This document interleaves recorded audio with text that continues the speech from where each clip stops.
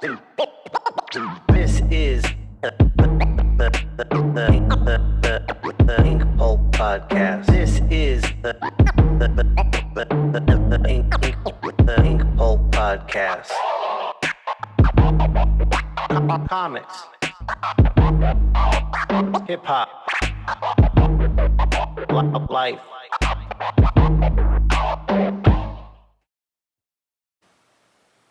Welcome to the Inkpulp podcast. I'm your host, Sean Crystal, Sean C. I'm gonna stop there because I almost went down a rabbit hole. Some awful shit.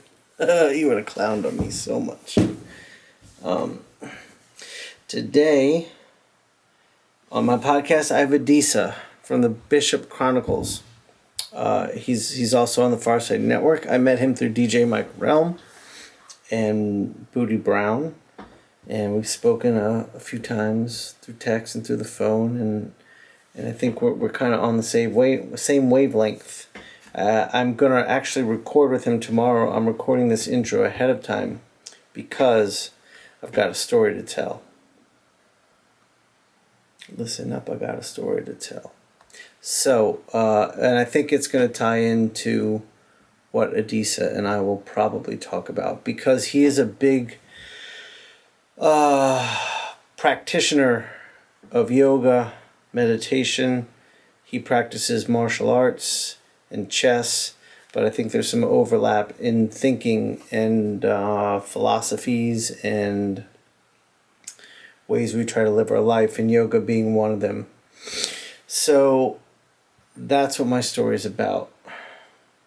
I first started doing yoga.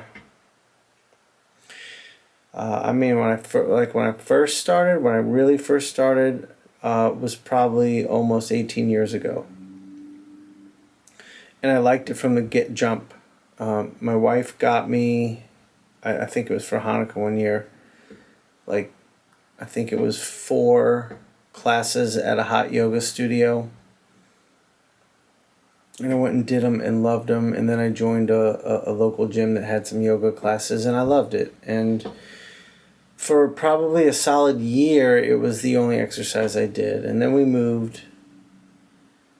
And we moved up to a much more northern suburb of Atlanta. And it was an area that is much more developed now, and was pretty developed when we moved up there. And the only gym in the vicinity, because I think it's important to take care of yourself, was LA Fitness. And went and saw it. It's a nice gym, nice facility, and they did have yoga classes. And so when we moved up there, I tried the yoga classes. There was only a couple, and I didn't like them. They weren't what I had come to not just appreciate, but it wasn't offering me what I had come to really thirst from a yoga practice. And what I mean by that is I was really into this mind-body-soul connection, and how I had spent my entire life working on my physical body and not my mind. And my mind was much weaker. So I could do all these poses, but my mind was reeling in agony from them.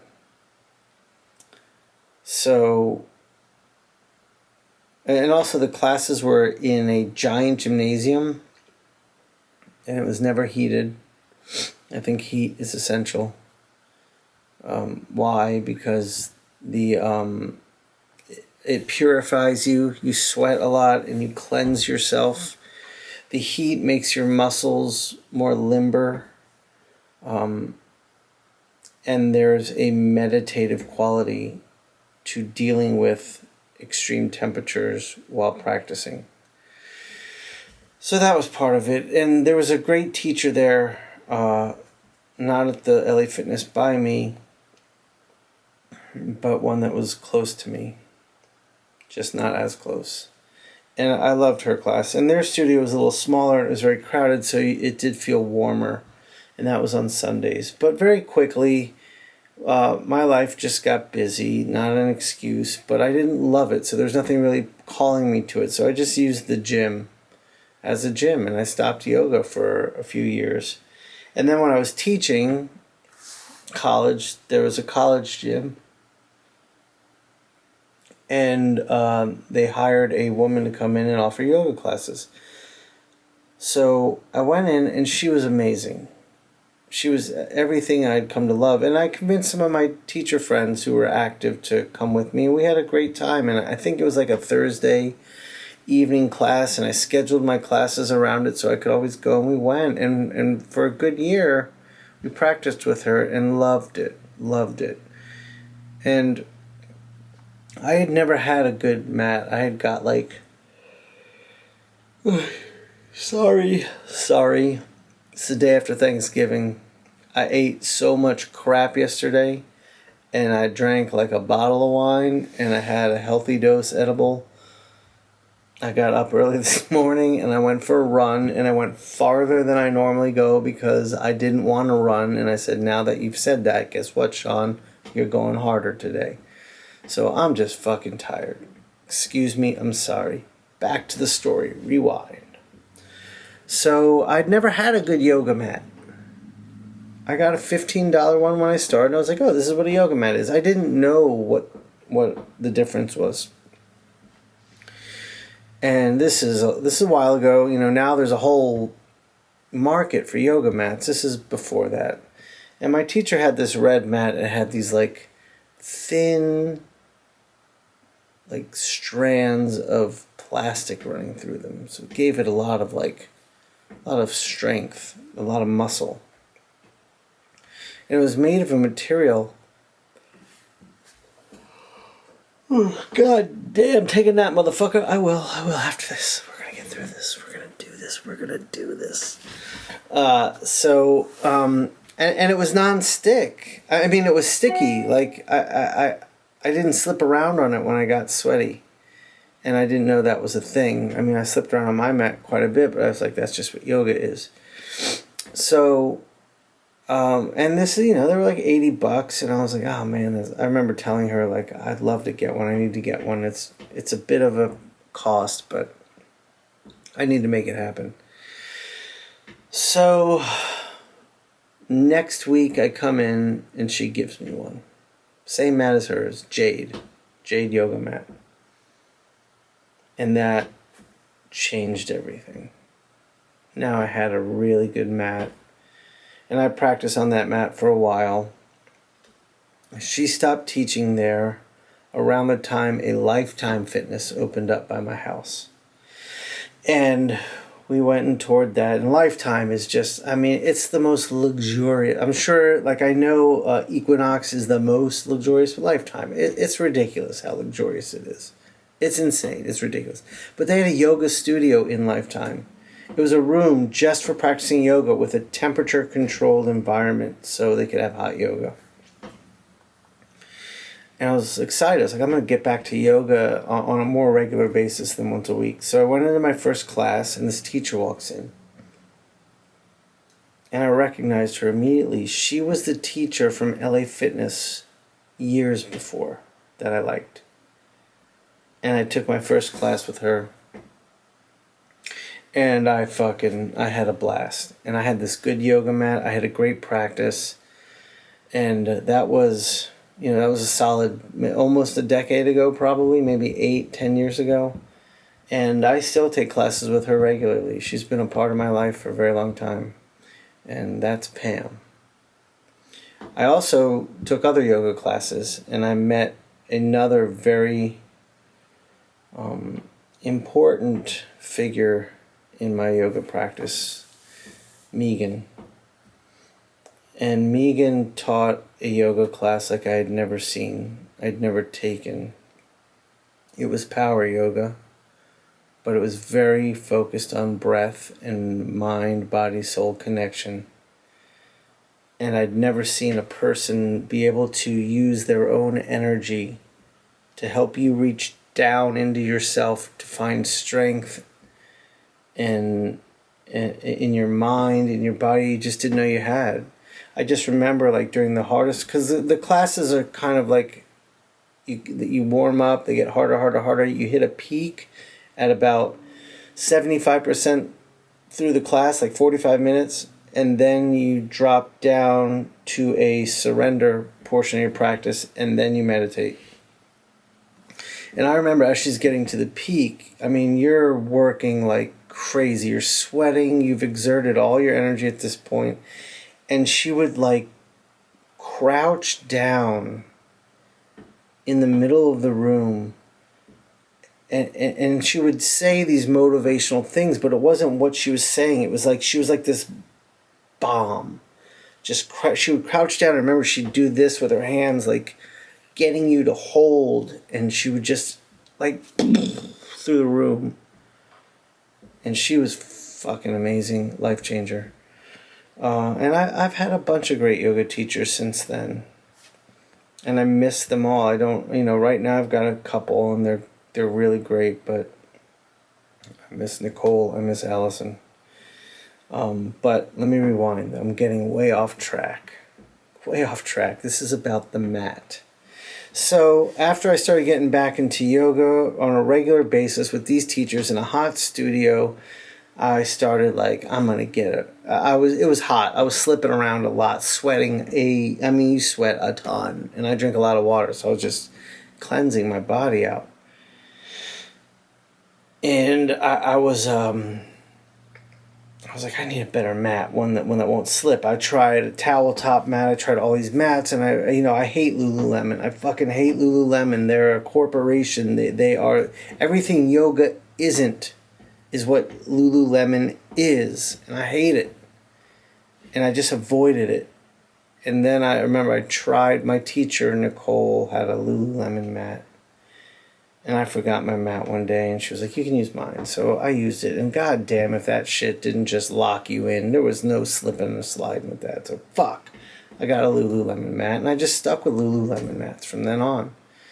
And then I was just always kind of open to an alternative. And then I discovered Cork Mats. So I got a Cork mat. Well, I was slipping around on that one. What happened was my Lululemon mat was wearing out, so I was starting to slip on it. And this is after a few years. I mean, it lasts. And that was like my third or fourth one at the time. So I was like, let me try a Cork mat. It'll get me away from Lululemon because people swore by them. But I try to go up into a bridge, and I'm slipping again. And that's the big problem is my bridge. Look, I'm not great at bridge. I can get up into it. I'm doing pretty good. It's very hard for me. It exerts a lot of energy. But I'm not, like, really flexible to, like, I can't grab my ankles and shit like that. So I really rely on the stick of the mat a lot to push me up. And I got a Cork mat. It was all cork. I slipped. That company, I liked them. They made their mats from recyclable materials. Cork, recycled tires were what the bottom rubber is made of. And then I did a little research. I was like, oh, I got the travel mats. Really light, really easy to travel with. That's a good mat. So then I moved on to... They had a different mat which had flecks of the rubber tire and the cork. I was like, ooh, that's pretty cool. Let me try that. I got that. Then I had a really sweaty class, and guess what? I slipped. So I was like, fuck, I'm going to have to go back to Lululemon. Around this time, we were taking a family vacation, and we go to Destin, Florida. Every year we try to. And one of the things I enjoy doing there is there's a beach yoga class. And I've been taking this woman. We talked this year. I've been going to her for probably 10 years. So, it's just something about being on the sand, like right by the break, staring out into the ocean. It's just such a calming, centering way to do yoga. So when I travel and I go to the beach, I bring my jade mat, the mat, the first good mat I have. I've just held on to it, and I bring that to me because I know it can get all sandy. It's old. I don't care. So, the last few times I went down there, I forgot my mat, and I had to buy a cheap one to get me through the week. But this time I remembered that jade mat. So I bought it, and I had a really calming practice. yoga for me had become very difficult, very strenuous, very painful. I was in a lot of pain on a daily basis, just sore, stiff muscles, achy joints, and I knew, like, I just had a feeling I was just pushing myself too hard, and I'm getting older, so I don't want to admit that to myself. I mean, that's a hard thing to do, to slow down and back off, because you're getting older and your body isn't capable of what it used to be capable of. And there's a lot of ego in that. And so, when COVID hit, I started doing some yoga in my studio because the gym was closed, and I surrendered to it a lot. But I wasn't in a classroom, I wasn't with a teacher, but I took it easier, and the soreness was not nearly as apparent. And I had a great class at the beach, and I said to myself, I'm on vacation, I'm going to check my ego entirely. And so I didn't push myself to 110% in every pose. And I surrendered to, I don't want to say my limitations, I took it easier on myself. And by doing that,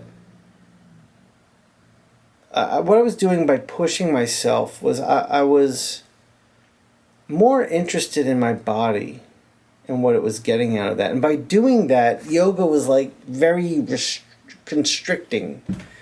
Like everything was like, and it wasn't cleansing my mind, it wasn't strengthening my mind. It was just, it had become all physical. So by backing off on the beach, I found a calm. And I remember walking from the beach back to my car every time, like my body felt loose and open instead of stiff and achy. My mind was at total peace, and I'm saying the beach is just the best to do yoga at. And then I'm like, wait a minute.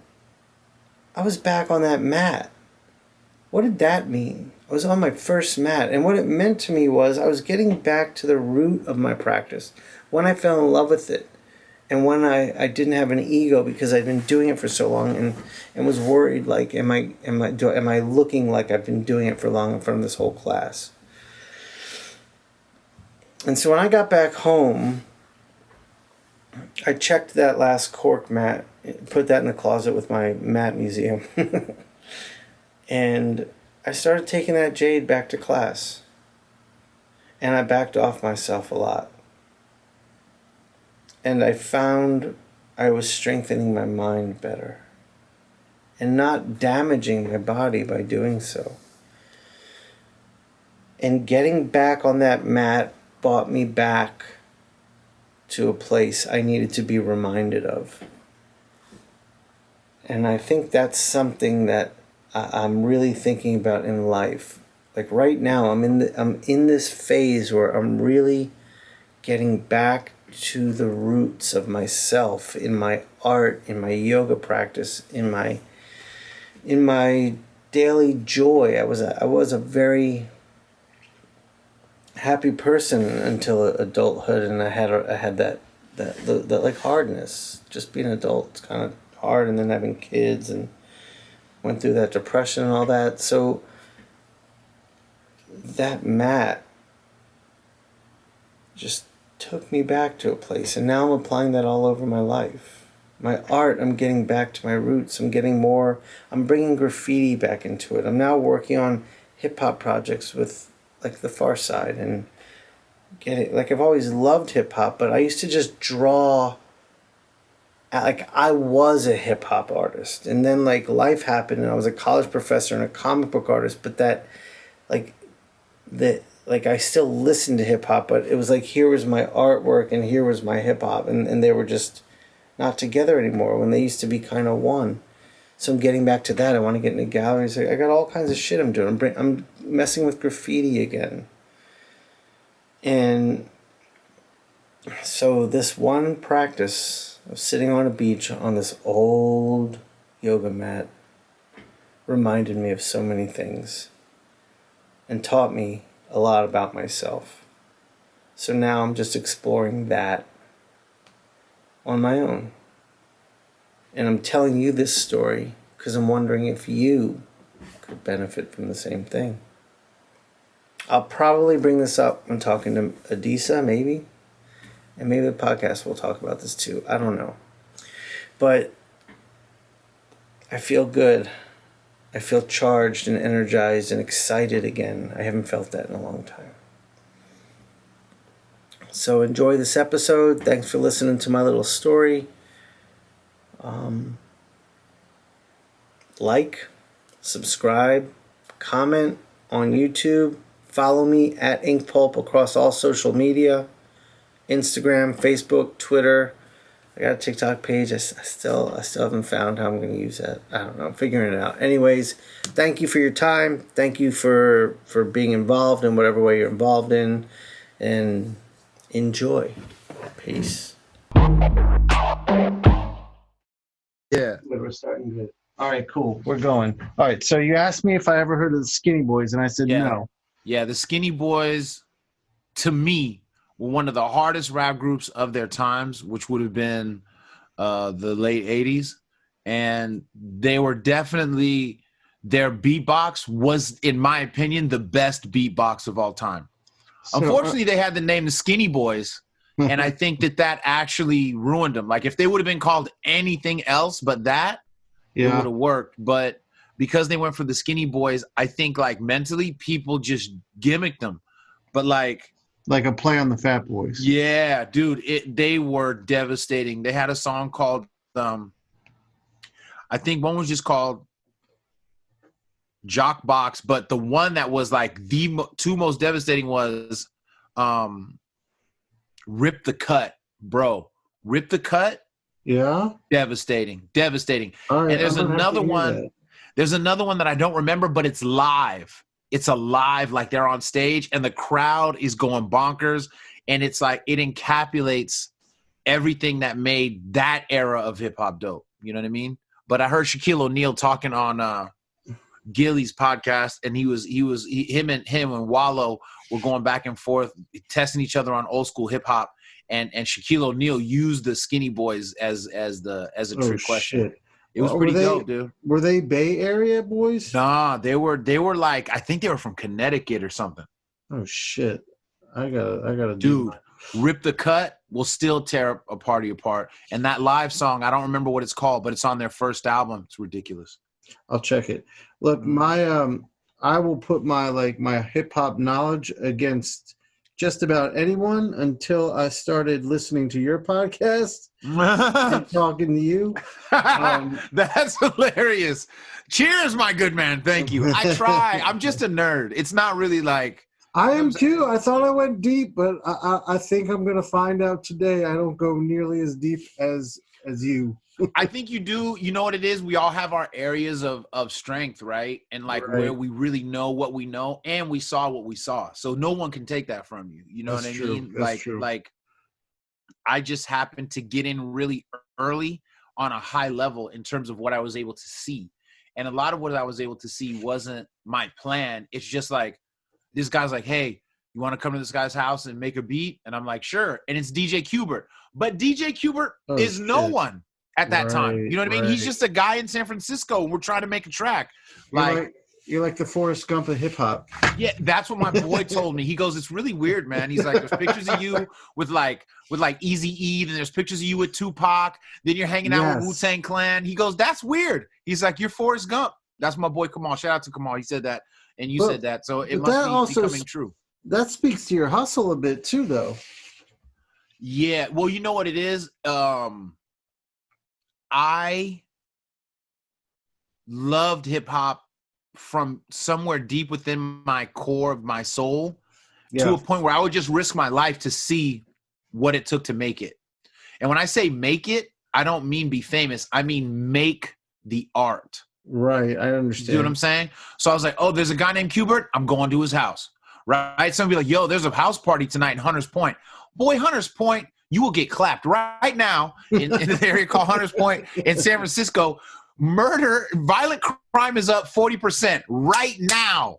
Okay, seriously, people are getting killed. It is hella crazy. But it was just as crazy to me in the 80s. And I would go to house parties looking like Urkel, bro. And like no one would mess with me. No one would jack me. No one would even question me. Like I never even had a bad experience. You know what I mean? Like I never had fools like run up on me and be like, what's up, fool? Come up off that chain. Where that jacket at? Give me the shoes. That never happened. But I think that's because I know this is going to sound way too Master Shifu-ish or Yoda based, but I think that my intention was so pure, I was invisible to other people. I believe you know that. What I mean? I think people see that in you. I think people see that. Like I've had my experiences too, where I think people just read that energy of what you're looking for. Yeah, you know what I'm saying? And so I was in the crazy clubs. People getting robbed and shot. I'm just like, whoa, you know what I'm saying? And then like I'm to the left and it's good. Sometimes like at a very young age. So here's an example. When I was 13, when I was 12, I learned about DJing. On my 13th birthday, my parents bought me a mixer and a turntable because we already had another turntable. Mm-hmm. My father was into like big stereo stuff, so that wasn't hard. But my father had taken me to see Beach Street, and then he knew how to scratch. Yeah, so he knew how to scratch from observation because of the kind of stereo guy that he was. So my dad showed me how to scratch. My dad. Oh, shit, that's amazing. Shout out to Pops, DJ Frankie Fresh in the flesh. Beach Street was the movie that cemented hip hop in my soul.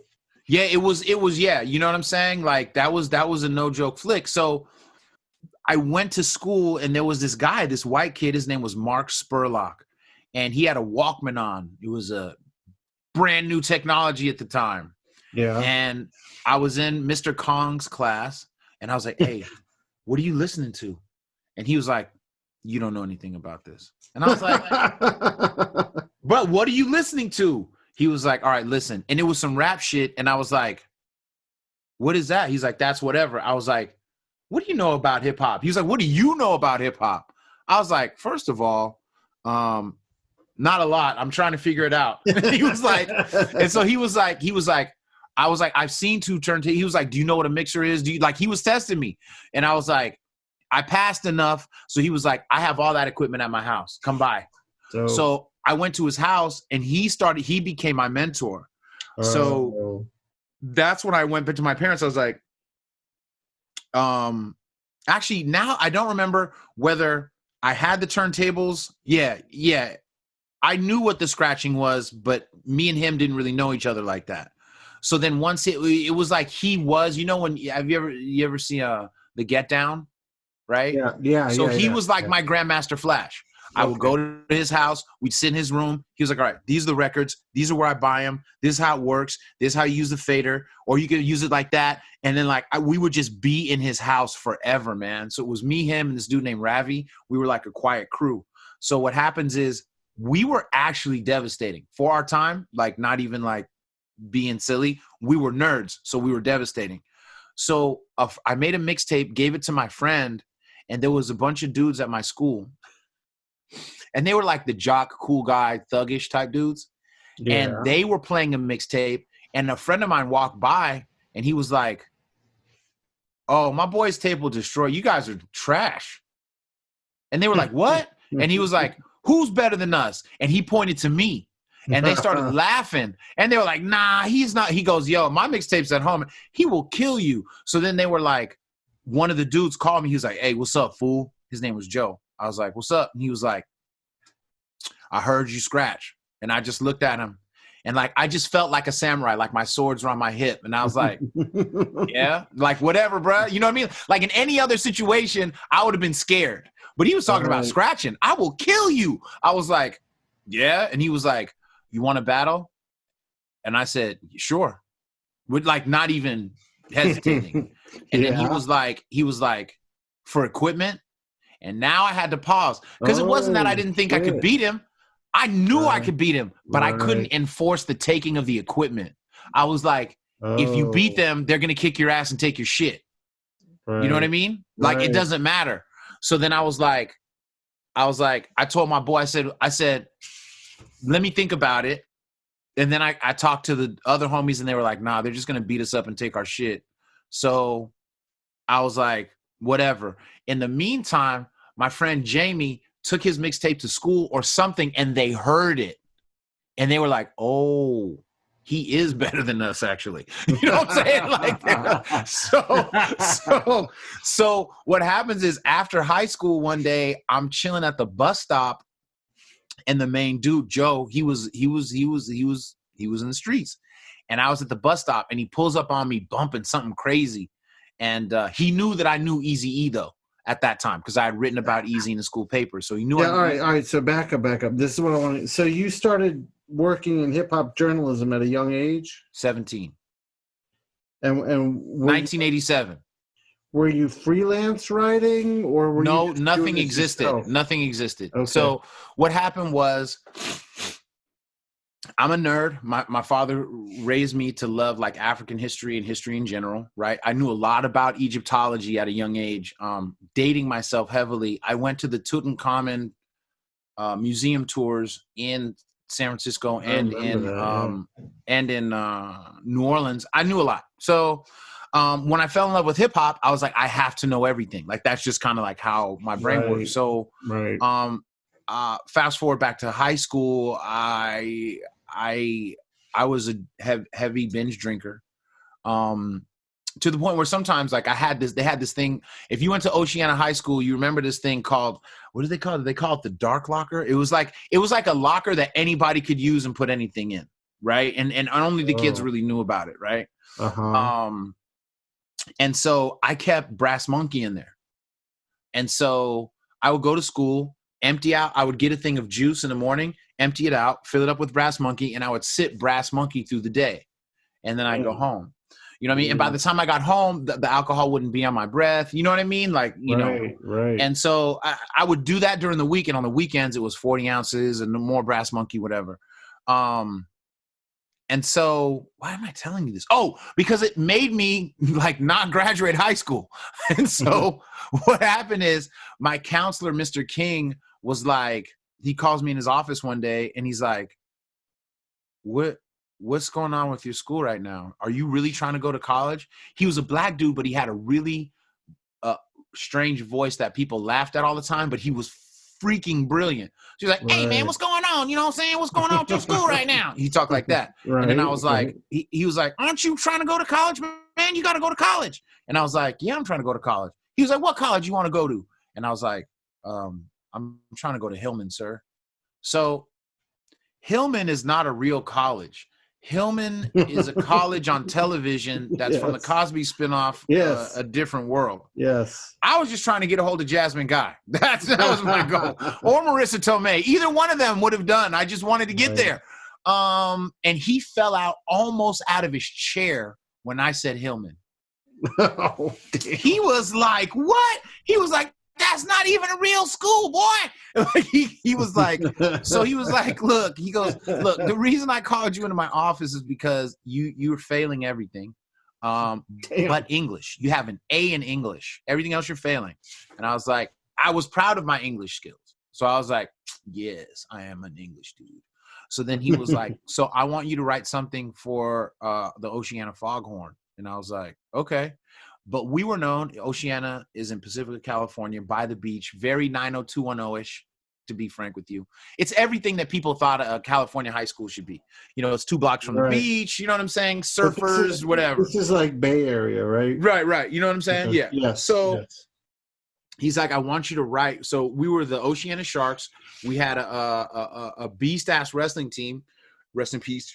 Coach Gray. He was like, our wrestling team was one of the best in the nation for years because of Coach Gray. And we also had a good swim team. And we also had a good football team. So it was like, I want you to write something. And I was like, I don't care about swimming, football, or wrestling. So we have come to an impasse. And he was like, well, so what you want to write about? I was like, I want to write about hip hop. He was like, well, go ahead. Because he was just like, do something with your life. You know what I'm saying? You know, I think that's kind of, it's sad to say, but that's kind of dead right now. The teachers seeing potential and nurturing it, even in a student who might not be performing well. Right. I mean, because I was not performing well. And the other problem, like, I don't know how it is where you're at, but I'm noticing that counselors don't exist as much anymore. Right. Like over the last 10 years, counselors come up out of schools, and really the counselor's job is to just funnel the kids out, not to cultivate them. That's the whole academic experience. You see what I'm saying? They're just keep going forward, keep going forward, keep going forward. Okay, now you're on your own. You know what I mean? But it's not a cultivation. But he thought I could be a journalist. So what he saw in me, I didn't see in myself. Well, at that particular weekend, I had bought Boys in the Hood, and I had bought My Uzi Weighs a Ton the same weekend. Oh, shit. Those two records had profound impact on my brain and how I saw blackness. Okay. On one side of the coin, I saw Eazy-E as I saw black oppression under one umbrella. On one side of the umbrella, you have Public Enemy, who's like, we got to stick together. You know what I mean? We can, we can rise up, Eazy-E side of the coin was everybody's for themselves and I'm going to get mine. Right. That's how I interpreted it. Even then. Wow. But Boys in the Hood had just come out. Like the dude opened the box. I was like, what do you got for hip hop? Because you got to understand, hip hop was not big. You had to go to special stores. Right. These days, a kid can walk in looking like Urkel and come out looking like 50 Cent just by visiting one store. Right. In those days, you got the hat from someplace, you got the jacket from someplace, the laces from someplace, the shoes from someplace, and you needed to know people, and you could get mopped, straight up mopped, going to these places to try to, you know what I mean? Like if you weren't from those areas. So what ends up happening is I went home and I called Eazy-E. I called Ruthless Records. And I was like, they were like, oh, Ruthless? And I was like, yeah, hi. I'm a big time writer from the Bay Area. And I just wanted to talk to Eazy-E because I think he's got a hit on his hands. And they were like, the lady was like, well, he's not in right now. And I was like, cool, I'm just going to leave my number. Could you have him give me a call, please? Thank you. And then I went to play basketball. When I came back, my mom was like, a boy named Eric called you from Los Angeles. I was like, what? So I go, I look at the number, and it was like a 213. You know what I'm saying? I was like, no. So I was like, all right, hold on. Relax. He's like, hello? It was his home number. Oh, shit. His home number. Wow. And I was like, hey, I would like to interview you, blah, blah. He was like, sure. So my mom used to be a legal secretary. Yeah. So she had equipment that you could record conversations with. Oh, shit. So I was able to record an interview with this dude, right? And I couldn't fucking believe it, first of all. That's amazing. But what happens is we became cool, right? We become cool. So then we start talking every week. So he's like, hey, man, what's up? You know what I mean? And it's early. So I don't even know what this dude looks like. He doesn't even know what I look like. But we become cool. However, he does know that I'm a nerd. You know what I mean? He knows that I'm not really in the streets. Because one day he called me and he was like, hey, man, what are you doing? I was like, chilling. What are you doing? He was like, oh, man, I'm at the hospital. I was like, oh. Somebody got shot? What's up? Was it Dre? Was it Yella? Who? Cube? And he was like, nah, man. He's like, I just had a baby. I was like, oh, for real? Congratulations, man. That's cool. Eric Jr.? He was like, no, man. Derek. I said, okay, Derek. Very cool. All right. So Eric's already here, I guess. I was like, you and your wife must be really happy. And he just chuckled and he goes, I'm not married, man. And I was like, oh, okay. And I felt bad for him, right? Oh, this poor guy, he's not married, right? And then I was like, well, you got Eric and Derek. I was like, how many kids do you have? And he was like, 6. I said, from the same woman? And he chuckled. He's like, no, from several women. And I was like, my nerdy brain, right? I grew up with both parents in the suburbs. I'm like, wait a minute, several women, no marriage, kids. Right? That seems like a lot. You know what I'm saying? Right. And so we had this weird friendship. And so eventually I get the thing done. And he's like, one day he calls me. He's like, oh man, I meant to ask you. He's like, I was talking with my manager Jerry, and he wanted me to ask you, do you write for the San Francisco Chronicle or the Examiner? Those were the only two main publications in the Bay. So now I know the jig is up. I'm kind of screwed. You know what I'm saying? Right. So I sit there for a few seconds quiet, and I'm like, fuck, dude. Your shit's fucked. This dude's going to hate your shit. You wasted his time. Fuck. So I was like, all right, dude, here's the truth. I'm in high school and I'm writing for the Oceana Foghorn. You know what I'm saying? I hope you don't hate me. I just really love your shit. And if you hate me, I don't blame you, bro. I love what you do, man. That's it. Yeah. And so he sat there for a few seconds and then he started laughing. He was like, man, I don't care. Run that shit. He was like, nobody writes about us. We have no press. Run the story. And I was like, for real? He was like, yeah, man, I'm happy. So we stayed cool. And awesome. that was how that started. But what it did was it started me on a journey that I never left. And the truth of the matter is that I owe Dr. King my life, and I owe my life to Eazy-E, because Dr. King saw me. He saw in me a journalist when I just saw a drunk teen who didn't care about nothing. And Eazy-E gave me the shot to be what Mr. King saw, even though I called him right. But yeah, so I mean, I'm indebted to those dudes forever. Unfortunately, Mr. King passed away I think this year. It might have been last year. Oh, wow. And I never got to talk to him. I was trying to track him down because I wrote about him in my book, Bobby Bruce in the Bronx: The Secrets of Hip Hop Chess, available for free at hiphopchess.blogspot.com. You can download the PDF. You don't even have to give me any information. It's yours. And I have a picture of me and Eazy, but you can look that up online. But it's that picture, and then it's a picture of Mr. King. And I was trying to get him a copy and say thank you. I tracked it turned out one of the kids that I used to mentor knew Mr. King's grandson and went to college with him. Oh, shit. And he was like, hey, man. He was like, so then he kind of helped me get a hold of him. I reached out to him a couple times on Facebook, but Mr. King didn't really use Facebook, and then he died. Crazy, right? Yeah. But that began my life as a journalist in 1987. And then I decided I was just going to write about hip hop anyway. So I would write fake articles for no publication because no one wrote about hip hop. It was weird. So I would just write fake articles, I would be like, this is important to me, and I'd write about. Was this pre-internet? Yes. I mean, it's 87. Yeah. So you've got nowhere to put those out. Right. So one of the first articles I wrote on my own, I put a publication together. My friend's dad had this crazy machine that could make a fake magazine. And we made a fake magazine. And what the cover story was, Ice Cube, before he was in NWA, he was in a group called CIA, Crew in Action. And they put a song out called My Posse, which I loved. And what was the other one? Anyway, if you look up CIA, My Posse, that shit's hard.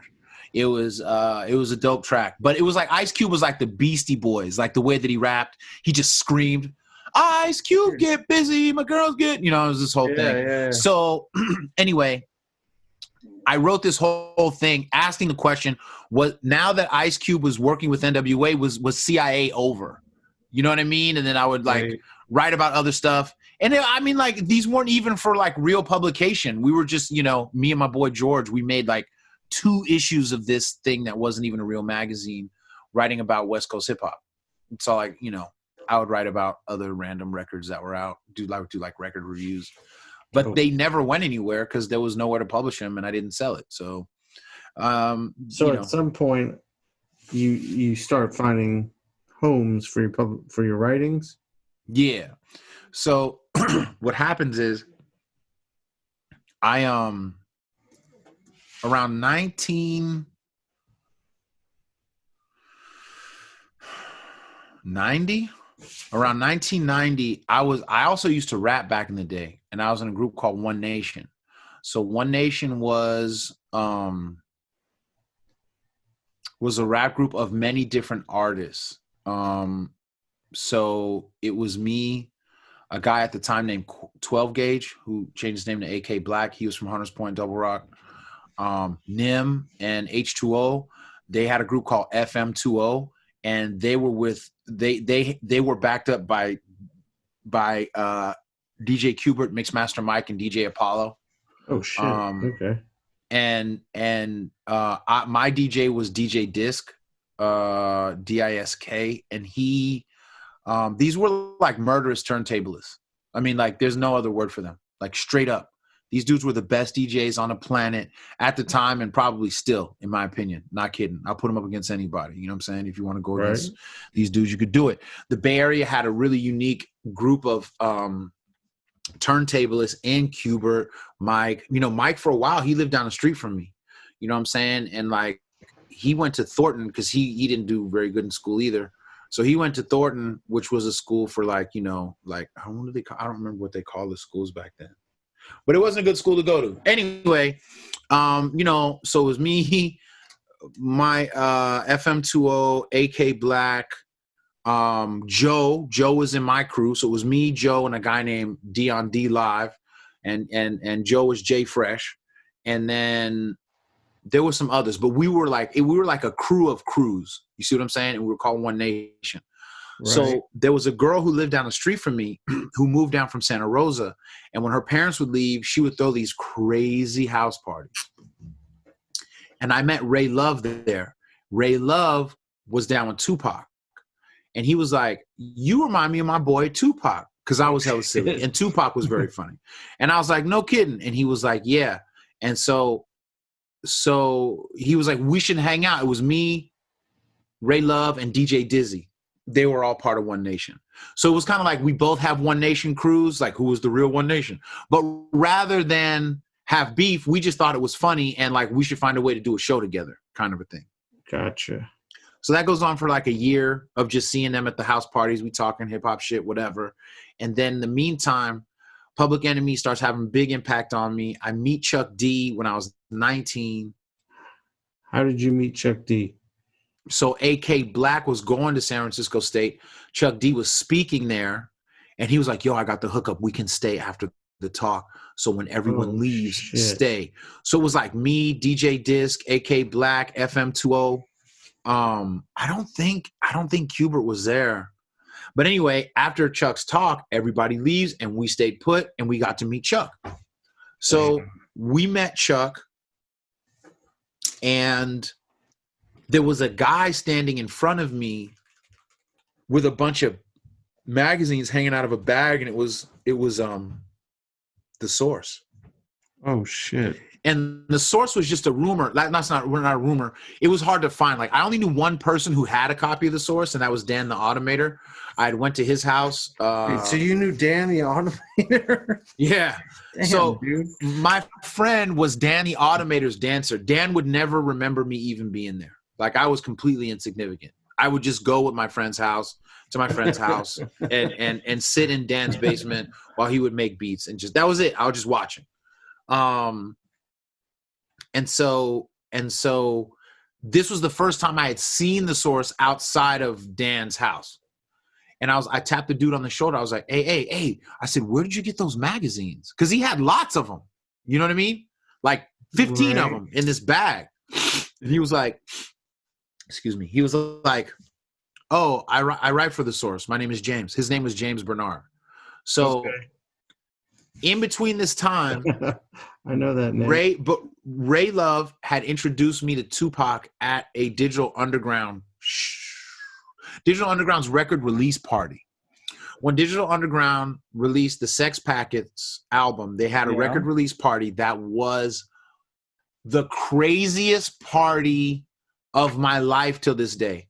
Oh, I can imagine. I have nothing to compare that party to. Nothing. And anybody from the Bay who went, you already know. It was crazy. And Tupac, I went early. I worked at Tower Records, and my manager knew I was trying to go. Was like, hey, don't take off. You gotta work. And I was like, exactly. Left. So then So then I went early and Ray was in there and he was like, hey, Ray. He was like, I was like, what's up, fool? He's like, what's up, man? So then he was like, this is my friend Tupac I was telling you about. And he was like, what's up, man? My name is Tupac. I was like, what's up? And somebody was like, hey, let's take a picture. And so I took a picture with him at that time. He put his arm around me, was chilling. But I had literally known him for 10 seconds at that time. It was literally 10 seconds. It was like shake hands. Somebody said, let's take a picture. We took it. Right. And in that political time on that same campus, I met Kilu Nyasha. Kilu was one of the first women in the Black Panther Party, and she became my political science teacher. I was doing a rap show at SF State. She started asking me about my lyrics, and she was like, well, I could teach you about Black Power if you want to learn. So she was wheelchair bound, and I would go to her house on Broadway. She would have a small group of people, and she would talk about Black Power, the Panthers, what they did, who was there. She was kind of like me, only about Black Power. So she had audio cassettes of her talking with Huey Newton, letters from Mumia Abu-Jamal, letters, like, I mean, crazy stuff that just no one has it. That's all I can tell you. Right. No one has it. And so one of the guys that was there was an old Black Panther named Bobby McCall. Well, Bobby McCall was Money B's dad in Digital Underground. Oh. And so he became my manager. He was like, well, who's managing your group? I was like, nobody. He was like, let me be your manager then. So he started being my manager. Money B used to come through. I brought Del the Funky Homo Sapien through. Yeah, I know Del. You know, Tupac didn't really come to those meetings. But he already knew all that stuff, to be honest. He was always tripping me out because he knew all that stuff. So that's how me and Tupac became cool. You know what I'm saying? And I started, so Bobby McCall was one of the founders of a newspaper called The Commemorator. It was the Black Panther paper called Commemorator. And so that's where I got my start as a journalist, writing there. Okay. And when I met James, I was like, dude, I write for the Black Panther newspaper. He's like, for real? He didn't even know there was a Black Panther newspaper, right? Because he's out in Boston or New York. He don't know the Bay. So we became cool. And then that's how I got to write for The Source eventually. Oh, damn. Yeah. I didn't realize you wrote for The Source. Mm-hmm. What years were you writing for The Source? 92 maybe. Okay. I was definitely reading your shit then. Yeah. And then I started writing for rap pages, you know what I mean? Right. Which I really liked better. Because there was just like a New York bias. It wasn't James, it was other people, you know what I mean? Right. They didn't really give a fuck about me, you know what I'm saying? And I was never seen because I'm so far away. Right. Like they're all in New York. So, you know, I wrote a few pieces. They respected me because I came from this Panther shit, but I didn't really like, I wrote some things that I'm proud of everything I wrote for The Source, but they didn't give me the space to be dope, really. You know what I mean? Like rap pages gave me the space to be dope. So what were your articles kind of focusing on at The Source? Was it on like? No, I was on hip hop shit. You know what I mean? Like I was doing like record reviews, or I interviewed Del. You know what I mean? I did the first story on Del for The Source. Oh, dope. Other shit like that, and then like you know, but Sheena Lester at rap pages, she gave me the room to be a better writer. So I broke like hieroglyphics. I did one of the first stories on Master P, one of the first stories on JT. You know, a lot of stuff, bro. A lot of stuff. You know. Man, you have been it's crazy. Yeah, I'm just trying to keep up with all these like hip hop artists that you just knew. Yeah, it was weird, bro. It was fun though. Talk to me about how chess came into your life. My father taught me chess when I was 4. I love the game, but I was never, you know, I'm still not like hella sick at it. You know what I mean? Right. And my first rap name when I was rapping, because I love the Beastie Boys, was MC Most Ill. I was the illest, right? Yeah. But then when I started writing, I was like, bro, like, I remember I need another name. And I love chess. I love hip hop. I was paying attention to EPMD and Public Enemy mentioning rap, chess in their lyrics. Right. And I was like, dude, you should have a name that deals with chess. You should have a name that deals with chess. And I was like, the king. And I was fucking weak. I was like, and then I was like, the bishop. I was like, why do you like the bishop? And the reason I like the bishop because the bishop hits you at an angle, right? And I always try to think of things that other things people aren't thinking of, right? So I could be looking at the same thing, but I'm gonna talk about it in a different way, right? Plus, I like this idea politically that like a bishop had power, but was not a politician. Right. I like that they had spiritual power, but they were not a politician. So that was kind of like my like vibe, you know what I mean? And so my column in the Black Panther paper was called The Bishop's Baseline. And you know what I'm saying? So Okay. You know, and so now you have is it like your hip hop chess stuff now? Is that a website? Like no. I'll tell you here, bro. I'm actually shutting Hip Hop Chess Federation down because I'm getting ready to launch something all new. Oh, awesome. I'm getting ready to launch something all new in 2021. But I gotta, it's like a lot of people.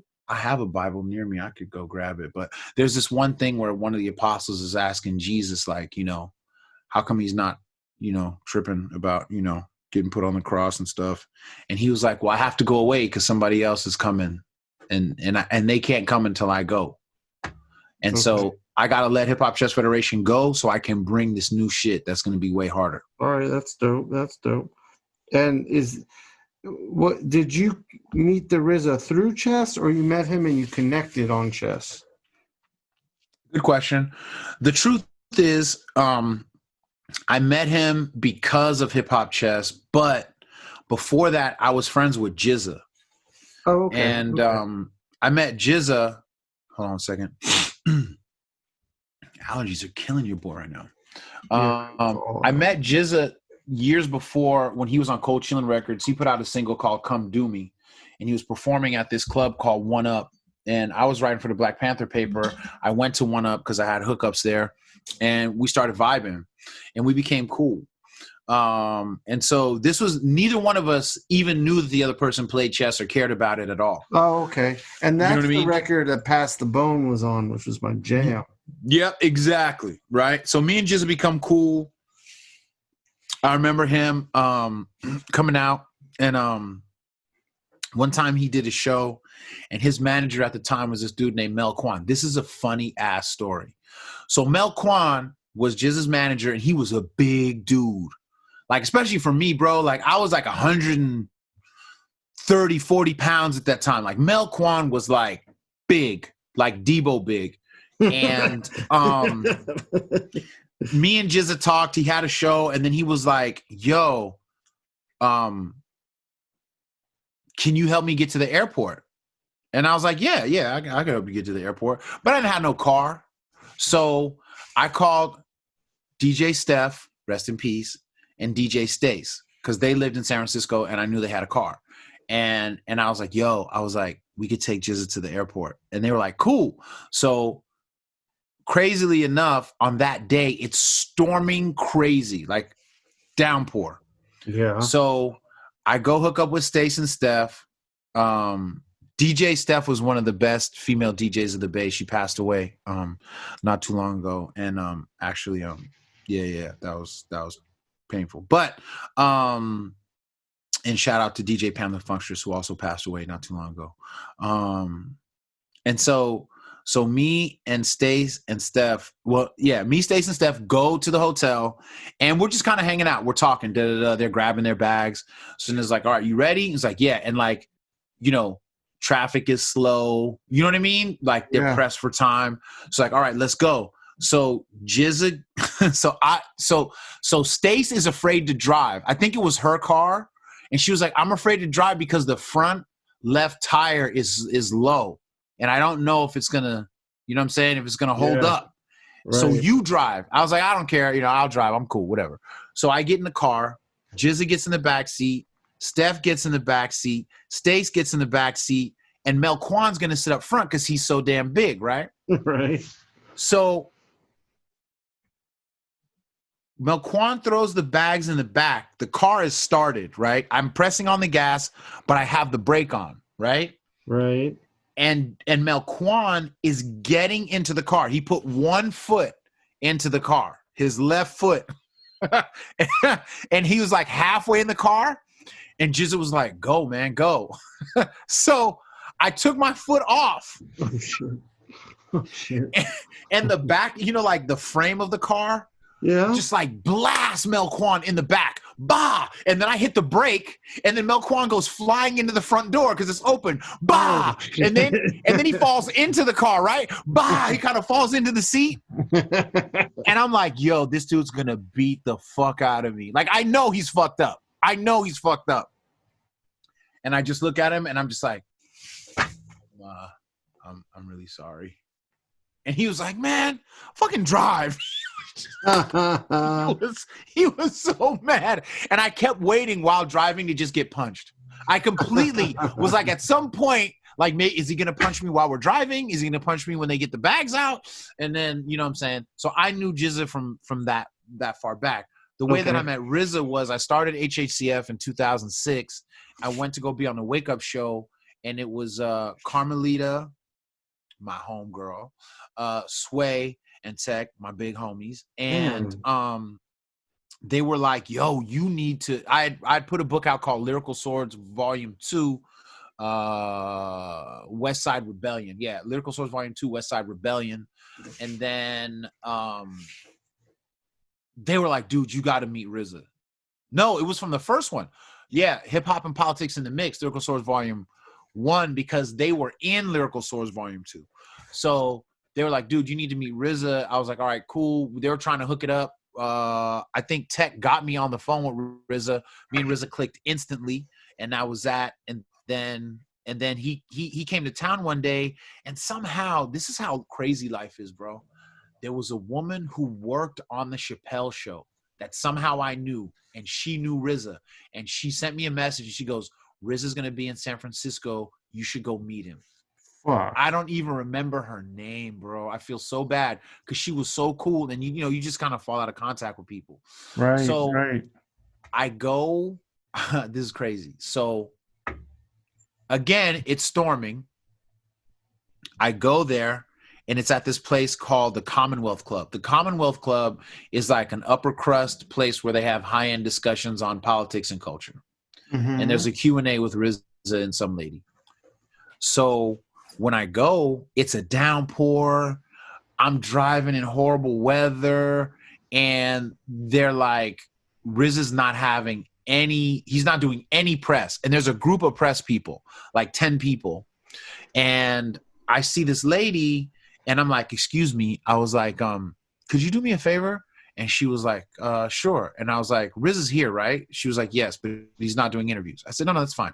Hold on one second. And I pulled out my first book, and I said, hey, the girl whose name I forgot said I should reach out to you. I also talked to Sway and Tech. I'd like to interview you for my next book. This is my book. I put it out on my own press.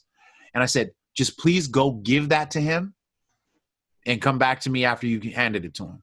And she said, okay. So she walks back. I'm standing around in the lobby, hella wet. And then she comes back and she's like, the RZA will see you now. And the rest of the press is like, what? I was like, later, dudes. And then I just go, move the velvet rope, broski. And then I go back there, and then I'm sitting in this room by myself. It's just like, water, soda, veggie plates, whatever. And then like RZA comes in, and I stand up. He says, peace. I was like, peace, man. What's up? And I shook his hand, and I sit down. It's just like me and him. And he's like, what's up? I was like, man, he's like, this is your book? I'm like, yeah, man, this is my book. I'm working on my second one. And I can't write about hip hop and chess and not have you in it. You know what I'm saying? And he was like, okay. He was like, you know who Tom Moe is? And I was like, Tom Moe? And he was like, yeah, Tom Moe. And he's like serious. Like he's not playing. Mm-hmm. And I'm like, no. And he just looks like, he kind of smiles like, this guy. And he's like, Tom Moe is the guy that created the first 5 animal styles in Kung Fu. And I was like, oh. I said, you know what? I do know who Tamo is. Only I use his Hindu name, Bodhidharma. Oh shit. I always forget that his name is Tamo in Chinese. You're right. And he's like, okay, you know what I'm saying? He was like, all right, this dude's real. And so we just started chopping and we stayed cool from there. You know what I'm saying? Oh, you know, and you know, we've been cool ever since. And you know, ridiculous memories with that dude, ridiculous memories with Jizza, you know. How long have you known RZA now? Since like 2007. Oh shit. Okay, a long time. Yeah, you know what I mean? Yeah, you just had. Were you in that? I know Mike Realm just shot for Chess Magazine. I think you did. You write? Yeah. He shot the cover of Chess Life magazine with RZA, peace to the God, written by Adisa. You know what I'm talking about? Yeah. That's awesome. So that drops in the beginning of 2021. That is the cover story for 2021 Chess Life magazine, going in depth with RZA about stuff I've never seen him really go hard on. He's talking about his first trip to Shaolin, China, and what it was like to train with the monks. He's talking about, I mean, crazy stuff, man. That's awesome. Yeah. So when did martial arts become a part of your life? Very young, because I was a young nerd. So I grew up in the burbs. A lot of black people think it's cool when you grow up in the burbs, but it's not, because motherfuckers is calling you a nigga all the time and you got to defend yourself regularly. So, you know, they're like, oh, you know, swimming pools and movie stars ass nigga. And you like, but I have to fight every week. You know what I'm saying? What are you talking about? You know what I'm saying? Like, you might be in the hood, and I respect that, but I'm fighting white boys every week out here. You know what I'm saying? Because there weren't that many black families. There were like 6 black families where I lived, and we had to loke up because, you know what I mean? Someone was always popping off with the N-word. Someone's all, you know what I'm saying? So, so you're pretty confident in your fighting skills. Nah, I'm not. I'm horribly unconfident in my fighting skills. I'm just willing to fight. Okay. Yeah, I'm just willing. Yeah, that is different. Yeah. You know, I think that a lot of times one of the problems with the world is most of those that are capable of fighting are unwilling, and those that are willing, they don't want to fight. You know what I mean? Like those that are capable, rather, right? They're a capable fighter, but they don't want to fight. Right. I don't want to fight. I'm a mellow dude. But you know, if my life was at risk, or the life of someone who I cared about, I'd do whatever. Sure. But so my dad put me in judo, which I sucked at, but I tried. I knew enough to get by, but I wasn't like, you know, I competed a few times, got a few ribbons, but I wasn't like, you know, ooh, this kid doing judo's sick. Right. But what it allowed me to do was handle kids, you know, my age that really wanted it. You know what I mean? And so that was my intro to martial arts. But then later, well, actually around the same time, when the VHS machines first came out, the first 2 movies my dad had were Aliens and Return of the Dragon. I didn't even know who Bruce Lee was. Shit. Yeah. And so I saw him with the nunchucks. I was like, oh my God, who is this guy? Right. So then I went downstairs. My dad had a lot of carpentry stuff. I found an old broomstick, sawed it off. I had a chain. This was so weird. I went to my cousin Steve's house, and he had a chain just sitting on a table. It was just a little metal chain. And for some reason, I wanted it. I was like, hey, Steve, can I have that? He was like 20 years old. You know what I'm saying? I was like 10. He was like, you want that chain? I was like, can I have it, please? He was like, yeah. I didn't even have a purpose for it. But once I saw Bruce Lee, I got some pliers and stuff. I broke the chain apart, connected it to some screws between these sticks, and I made nunchucks. I practiced and bashed myself in the face 100 times, but eventually, I got good. You know what I'm saying? I got good. Right. And so that was kind of like my intro to that. And then in those days, in the early 80s, there was a martial arts store in the Mission around 25th and Mission. If you remember, folks, in San Francisco, there was a martial arts store. So I was going to a school called Roger Williams Christian Academy at that time, and we all loved Bruce Lee. And I was like, yo, man, like there's a store in the Mission that has stuff, man. We should go there. So we all saved paper route money and all that. And we went and we could buy stuff. Bro, they were selling real throwing stars to children. Yeah, I was ordering that shit from magazines. There was one store in DC that every now and then my parents would take us to, but yeah, I know exactly what you're talking about. So I'm going in there. I still got that throwing star somewhere. I really do. I have a throwing star that attaches to a belt. Why would you sell that to a 9-year-old? I could have killed anyone. Dude, or my brother got a hold of those ninja claws so he could climb trees. Yeah. The 80s, bro. People don't understand. I know. So I really got into that type of stuff. I loved it. And it was always on the periphery. But being a nerd, I eventually read The Art of War. You know what I'm saying? Right. I start reading. Then I read The Art of Peace, which not enough people read. Everybody needs to read The Art of Peace. Who's that book by? By O Sensei, the guy that created Aikido. Yeah, The Art of Peace. It's a very small book, I like but the it's sound of that. beautiful, man. Yeah, I like beautiful. the sound of that a lot.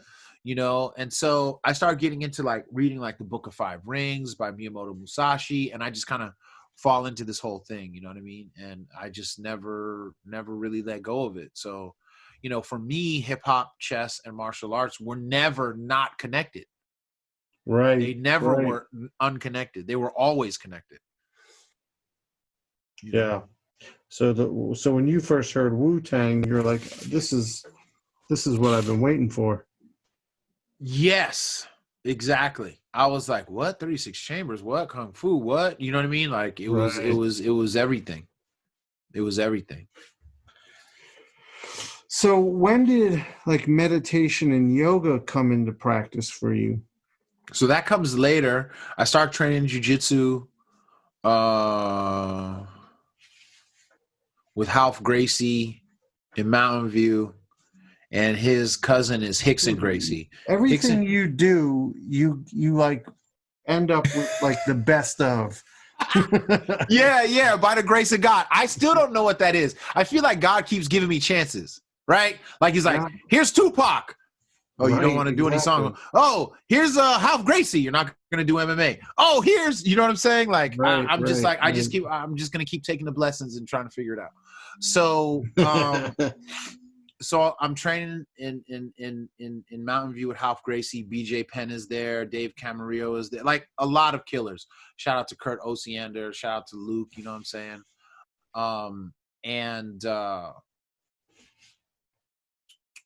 What was I going to tell you? What story was I going to tell you?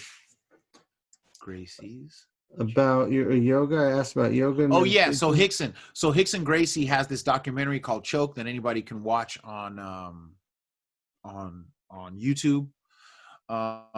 And he does this weird breathing, right? Making his stomach move all crazy. And I didn't know what that was. And so I was like, it's got to be connected to yoga. So I took a class of Hatha Yoga at San Jose Junior College. Nice. Where my initial yoga teacher, an older white dude who was really chill, was like, a lot of people don't know that yoga in part served as a martial art, which I was like, what? Right? Because I'm a grappler. Right. So I'm like, for real? He's like, yes. And he didn't even know that I did jujitsu. He's just talking in class. Then he's like, yeah, you know, whatever. He's breaking hella shit down. So I'm doing it. I still do yoga to this day. Right. But I never really did meditation.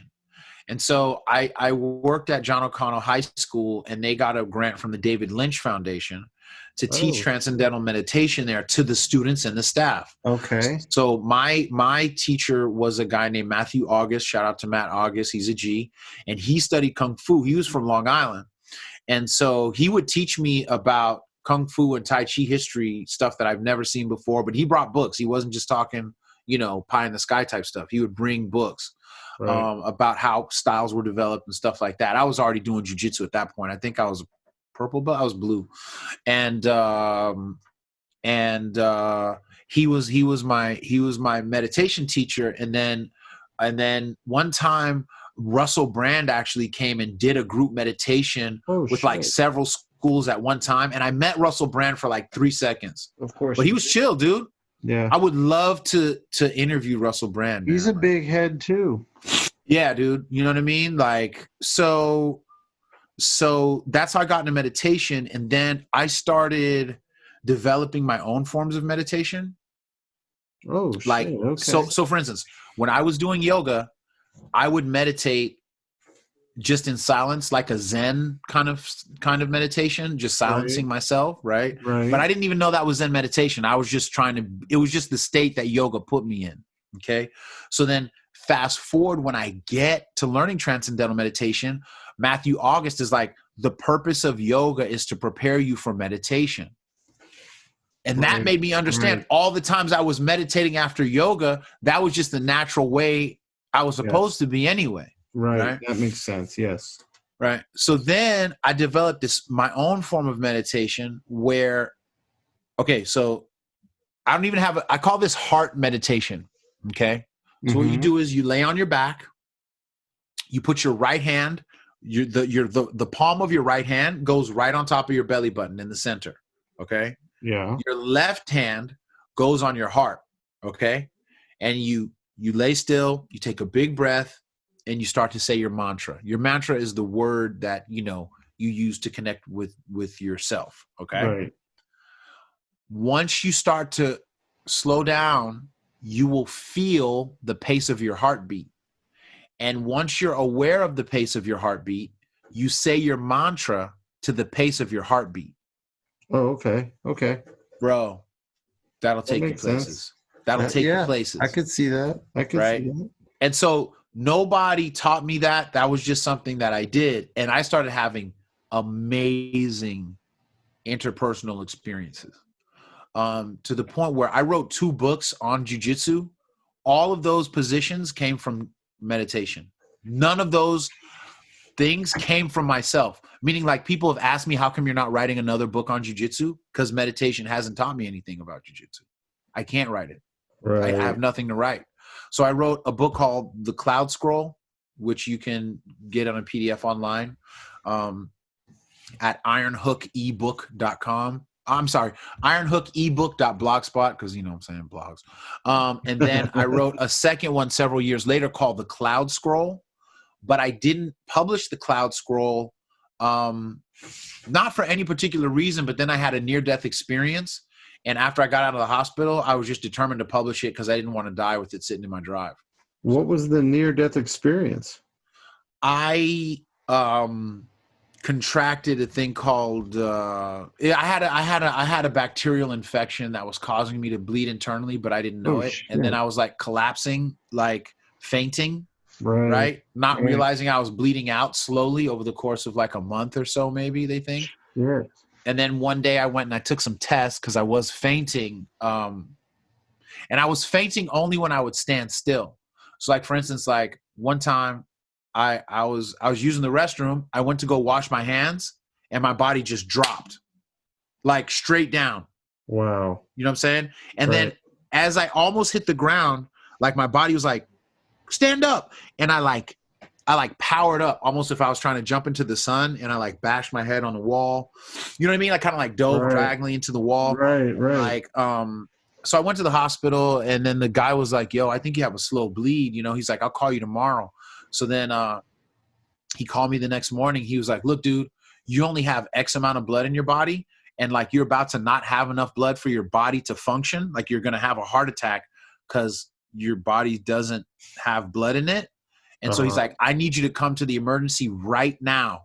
He's like, you're not going to wait. I'm going to have your name there, and we need to get you in order. You're like, if you don't come today, you're going to die today. That's what he told me on the phone. So I get in the car, I go to the hospital, I get a blood transfusion. Right. Okay. It doesn't work. Oh, shit. And they're like, because I'm bleeding out inside more. So they're like, yo, like, all right, we're going to give you one more transfusion. And then if this doesn't work, like, you're dying today. Like, they told me. And so I took the second blood transfusion. I started meditating. I also meditate in an Islamic form called Zikr Allah, which is like Zikr. Zikr Allah is like where you say these different words, these different Arabic words to help you achieve different states. Okay. So I went into this kind of state of Zikr, and it took me, I had the deepest spiritual experience of my life, man. Wow. And then I came out of it, and then I was completely at peace with like my death, my life, everything else. I was okay. And then a few hours later, this nurse comes in and she was like, okay, you're going to make it. They're going to work on you tomorrow. And I was like, okay.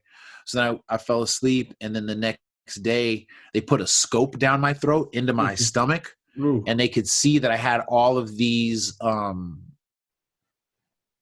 like bleeding ulcers from an infection. And they were like, oh, we can give you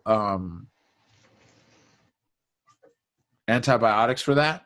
Right. And then they released me. That was it? Dude. Next thing I know, I'm at Panera eating a cheese broccoli bowl, wondering what the hell just happened to my life. You know what I mean? Fuck. And bro, I went back to work on Monday. Oh, I shouldn't have, but I did. And you know, so it was a trippy thing, dude. And so did the antibiotics work pretty quickly? Immediately. Yeah, oh, wow. They worked immediately. You know, but you know, my meditation kind of like came back into my life during that time. But then like in February of this year, right before the lockdown, RZA, my G, but like I owe RZA so much, man. Don't let me start crying up in here, bro. RZA invited me to come out to Shaolin, you know what I'm saying, to go out to New York and teach chess and life strategies with him and Shaolin monk Xian Ming at a thing called Camp Tazo, which was put on by the Tazo Tea Company, where they brought young professionals who were trying to like, you know, get past creative blocks. And it was at that camp that RZA really and Xian Ming really helped me understand the importance of meditation, and I rededicated myself to meditation. I've been having like ridiculous personal understandings. Right? Wow. And so through that, like I became vegan about 6 months ago. Oh, and shit. My life is way better. And it's just me listening to my body. Like I realized that the meditation let me listen to my body. And my body one day said, stop eating eggs. The next day it said, don't drink milk. And the next day it said, no more meat. And I don't even desire it. Okay. Like some people go vegan and like, man, I want a burger, right? My body doesn't desire a burger. You know what I'm saying? How are you feeling now that you're vegan? Like what's different, like day to day? Bro, okay, so I do vegan lifestyle, but also with intermittent fasting. Yes. And I started intermittent fasting because of my hospital visit. And that was because when you do intermittent fasting, your blood cells recover faster if you're intermittent fasting. Like there's a lot of really great benefits that you get. And so, you know, replenishing my blood and the richness of it was the main goal. But once I started eating vegan with it, man, I have just never felt better in my life, like truly. And I've never been like, you know, I'm 50 years old, but like, are you really? I mean, I'm so but dude, I'm so strong. Like I'm not like pumping myself up. I'm just telling you. Yeah, for 50 years old, young, I'm really strong. Thank you. It's a genetic thing. But I also think because I never really drank alcohol, like I stopped drinking early. Okay, I was going to ask you about that. In high school, you stopped. Yeah, I stopped drinking after I dropped out of high school. Okay. Okay. Yeah, you know what I'm saying? Or right before I got the boot, from, you know what I'm saying? And so I attribute, you know, the vegan lifestyle to a lot of my health. I went to the doctor like a month ago, and she was like, I took all these tests, right? So they were like, all your organ function is top tier, cholesterol is fine, high blood pressure is fine. Like I have no problems. And so I don't believe if I ate the way I used to eat, that it would still be that truth. You know what I mean? Okay. Like, even if I was slim, I wouldn't be internally as fit. Right, right. Yeah, I understand that. Yeah, word. So yeah, dude, I love being vegan, but I don't have the burden of heavy meat desires. I Right. just don't. Okay. You know what I mean? So I know some people struggle with it, and I don't even advocate for it in like a militant way. You know what I mean? Right, I right, think right. because I respect that everybody needs different diets at different times. When I Right. first left the hospital, the first thing the doctor said is eat a lot of steak. I was like, what? She was like, you need a lot of steak because you need the blood from the steak to help enrich your blood. You need that iron. Right. So I would Right. cook steaks medium rare all the time.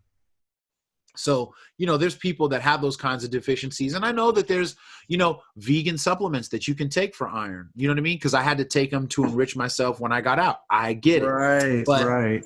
But I think that people need to investigate how their body responds to different food and create their own diet based on that work. But most people don't want to do the work.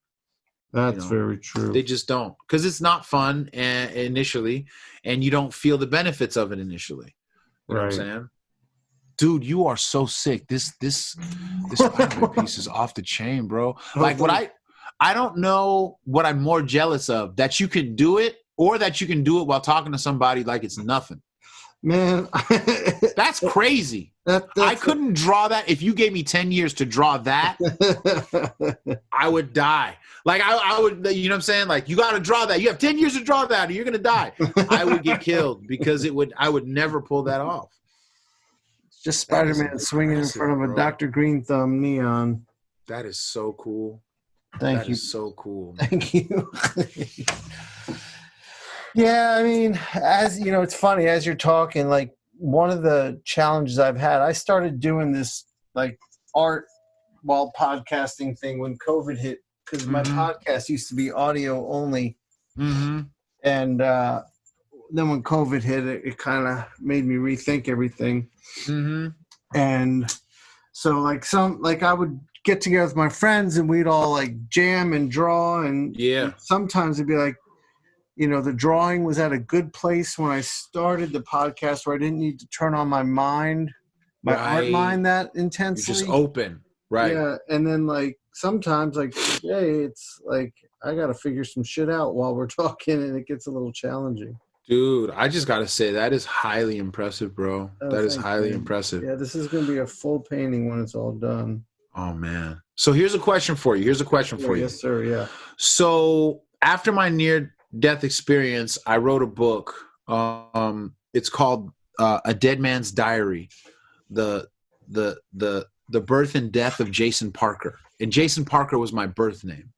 Oh, right? okay. I changed my name to Adisa Banjoko when I was like 21. Okay. And right before when I was 20, right before my 21st birthday. What made you choose that name? I got it from Kilu Nyasha. I went through a book of names, you know what I mean? And I asked her to help me trying to figure one out. Okay. And Adisa is a Nigerian name that means one who makes his meaning clear. It's a very important name in Nigerian culture. And then later when I got a DNA test, my blood lineage goes to Nigeria and Cameroon, bro. Oh, shit. So how crazy is it that I got a name that I'm actually, you know what I mean? Like tied to, right? But then I also had some DNA from South Africa, like the Zulu area. Oh, made me feel like a G. You know what I'm saying? Yeah. That was a... Did you freeze? Granules, but it's still, it's me. You know what I'm saying? So I was just like, what? So Jason Parker, right, was my birth name. And so the book is really about identity and how our identity shifts, right? Like when did Jason become the bishop? When did the bishop become Adisa? And what does that mean? And if you're ultimately the same person at the end of the day, what does any name mean? Right. Right. And how much do the labels that we have on us define who we are And then if they don't define who we are, how do we really define ourselves? Right. Beyond what society suggests. So it's an autobiography. You know, I got some stories about me and Pac in there that I never talked about. I got stories about just a bunch of hip hop stuff, but then like, you know, dead homie stories, you know what I mean? Like, you know what I'm saying? Like almost got killed stories.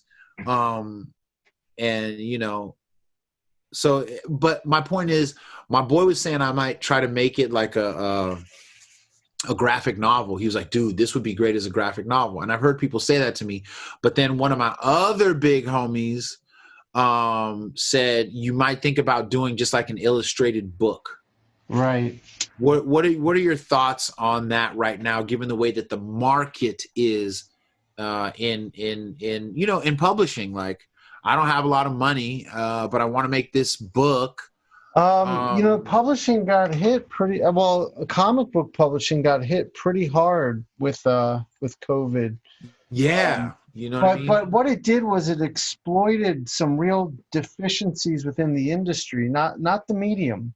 Right. So a lot of artists have turned to crowdfunding, and they're seeing incredible success being fully independent artists right now without publishers, and that's where I want to be. That's where I'm going. Is like right. That's what I like. See, I like how you did that pivot right there. That's where I want to be. That's where I'm going. Right. See, that is the mindset. And I'm kind of trying to take on a similar mindset. That's really dope, man. Yep.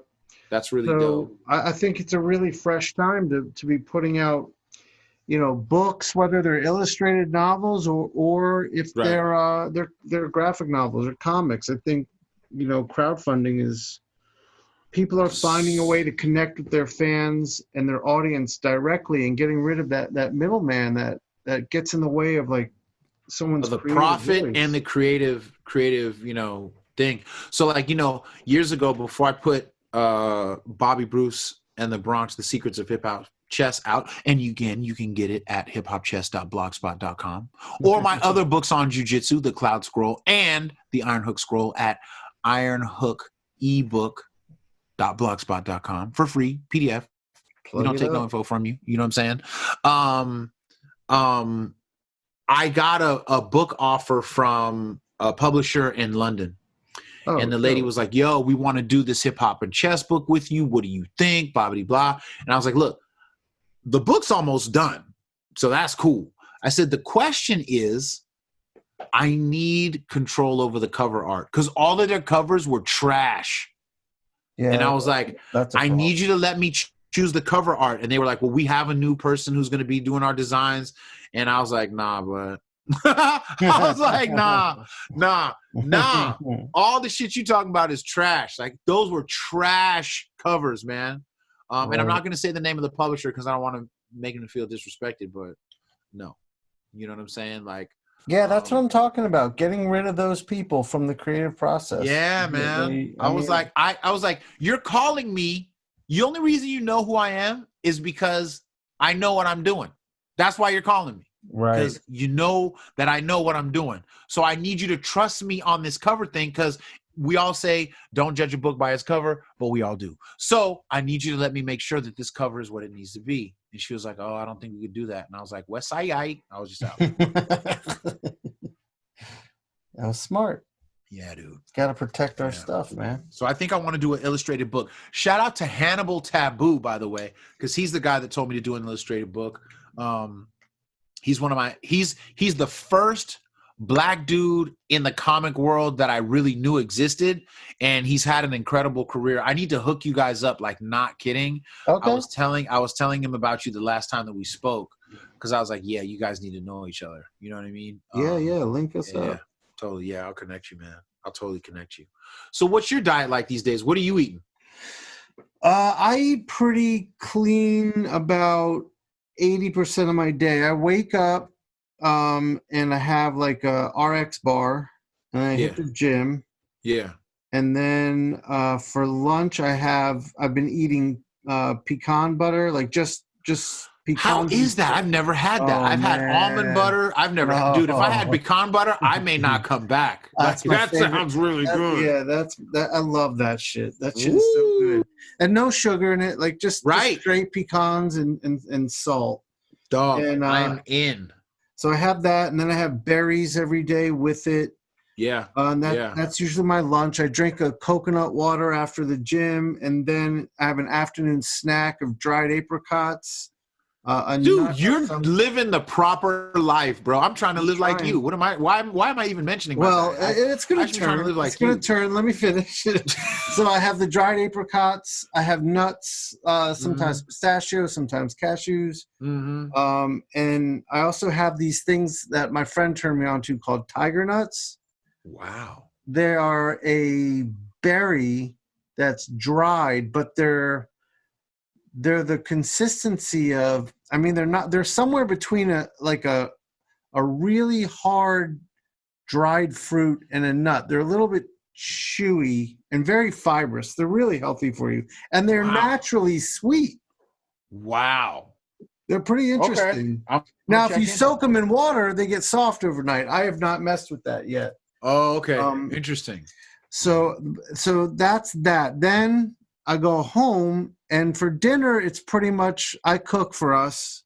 Right. It's pretty much whatever I'm in the mood for or whatever we're doing that night. So, it'll be a bison burger with some roasted potatoes and vegetables. Dude, sometimes. People sleep on the beauty of a bison burger. As a vegan, I can tell you some of the best burgers I ever had were bison burgers. I love a bison burger. Ridiculous. The only thing that I like more than bison actually is ostrich, bro. Yes, ostrich I've had. Elk is also very good. I had elk steaks once many years ago. Yeah, that's good stuff. Those are fantastic. So, sometimes I'll do fried chicken. Sometimes I'll do pasta. And then, that's my night. And a couple, maybe 2 nights a week, I'll allow myself to have some dessert. Like, I don't believe in cutting things out entirely. Yeah, that's smart. I have a cheat day, too. My cheat days are Fridays. And I'll just eat whatever I want on that day. Yeah, weekends I'm a lot more lenient. I'm a lot more lenient. But yeah, that's the gist of my eating. And I have a glass of red wine at night. Red wine, they say, is really good for you in terms of your heart and stuff like that. That's why I do it. Being Muslim and alcoholic was a term that I used to use. Right. I don't know if I made myself sober on my own, so I don't use the term. Right. You know what I mean? Like, I'm always an alcoholic. I would always say I was an alcoholic because I really haven't touched alcohol in hella years. You know what I'm saying? But yeah. But I don't want to get into that that language thing. The bottom line is whatever keeps you sober and safe is what's ideal. You know? Exactly. Exactly. That's what I think. So that's the gist of it. But look, since you and I are going to get down again, what is it, next soon? Week? Yeah, you got to come get on my show, right? Bro. You know let's cap it here so we don't exhaust it. Yes, and then we'll pick up next week on your show. Okay, cool. So before I go, I just want to tell people to please follow me at Bishop Chronicles on Instagram. Yes, right. Subscribe on YouTube, Spotify, or iTunes, Mixcloud, you know what I'm saying? Whatever works for you. You know what I'm saying? Shout out to the whole Far Side family. Shout out to Mike Realm, you know what I'm saying? Yes. Definitely. One of our upcoming shows is with Charles Caruso, who wrote the book Striking Distance about Bruce Lee's life in the Bay and his big fight with Wong Jackman. Crazy conversation, you know what I'm saying? And all I'm going to tell you is the first interview of 2021 for Bishop Chronicles is unprecedented. Like, I don't want to say nothing. I'll just tell you it's in the can. I'll tell you it's been in the can. And I'll tell you it's going to be crazy. Like, absolutely. After I hit stop, you got to tell me. Yes, I will. You will know. All right, cool. Well, thank you for coming on, Adisa. Yo, appreciate you. Hang out for a second. Hold on. Yeah.